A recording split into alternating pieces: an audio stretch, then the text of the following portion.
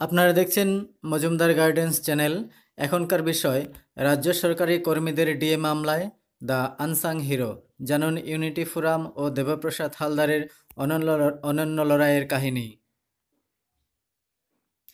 রাজ্যের লক্ষ লক্ষ সরকারি কর্মচারী, শিক্ষক ও সরকারি অনুদানপ্রাপ্ত কর্মচারীদের এখন পাখির চোখ ডিএ মামলা।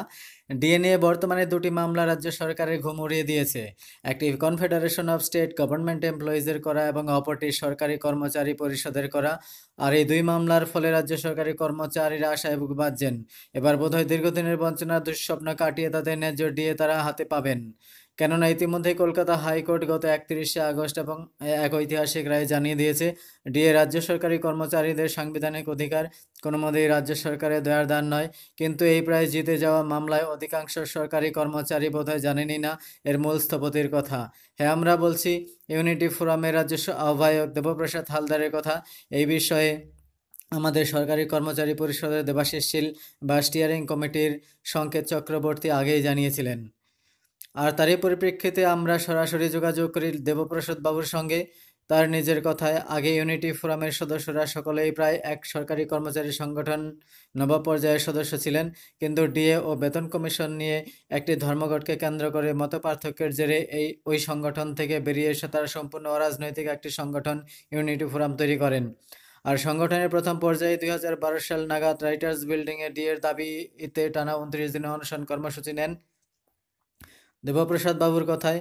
কিন্তু এত বড় অনশনের পরেও সরকার আমাদের কথা শুনে না। আমাদের এক সদস্য গুরুতর অসুস্থ হয়ে পড়েন এবং আমাদের আন্দোলন ভেঙে দেওয়ার জন্য বিভিন্নভাবে চাপ সৃষ্টি হতে থাকে। তখন আমরা অনুধাবন করি, শুধু আন্দোলন নয়, নিজেদের ন্যায্য দাবি এই সরকারের কাছ থেকে আদায় করতে গেলে আন্দোলনের পাশাপাশি আইনি লড়াইয়েও আসু প্রয়োজন। আর তাই আমরা কোঅর্ডিনেশন কমিটি থেকে শুরু করে সমস্ত সরকারি কর্মচারী সংগঠনের সঙ্গে আলোচনায় বসি, কিন্তু কোনো সংগঠনই তখন এই আইনি লড়াইয়ের পথে এগোতে চায়নি।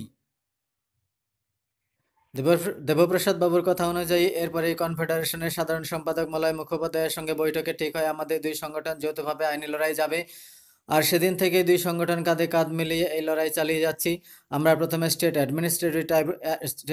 অ্যাডমিনিস্ট্রেটিভ ট্রাইব্যুনালে মামলা করলে আমাদের জানিয়ে দেওয়া হয় ডিএ রাজ্য সরকারের দেওয়ার দান। আর তাই আমরা কালবিলম্ব না করে কলকাতা হাইকোর্টে এই নিয়ে মামলা করি। সেখানে 37টি শুনানির পর অবশেষে কলকাতা হাইকোর্ট ঐতিহাসিক রায়ে জানিয়ে দেয় ডিএ রাজ্য সরকারি কর্মচারীদের সাংবিধানিক অধিকার। দেবপ্রসাদ বাবু আরও বলেন, এরপরে সেটে পুনরায় কলকাতা হাইকোর্টের নির্দেশ অনুযায়ী ডিএর হার বা তা বছরে কতবার করে দেওয়া হবে তা নিয়ে মামলা চলছে, যার শুনানি শেষ এবং তা শুধুমাত্র রায়দানের অপেক্ষায়।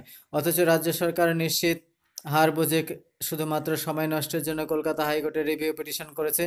কিন্তু তার শুনানিতে মাননীয় বিচারপতিরা স্পষ্ট জানিয়ে দিয়েছেন, ডিএ নিয়ে যখন রায় বেরোয় তখন এর কোনো বিরোধিতা না করে এখন রিভিউ পিটিশন করার অর্থ কী?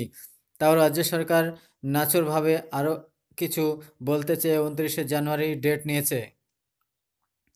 দেবপ্রসাদ বাবুর দাবি, কিন্তু এত করে শেষ রক্ষা করতে পারবে না রাজ্য সরকার।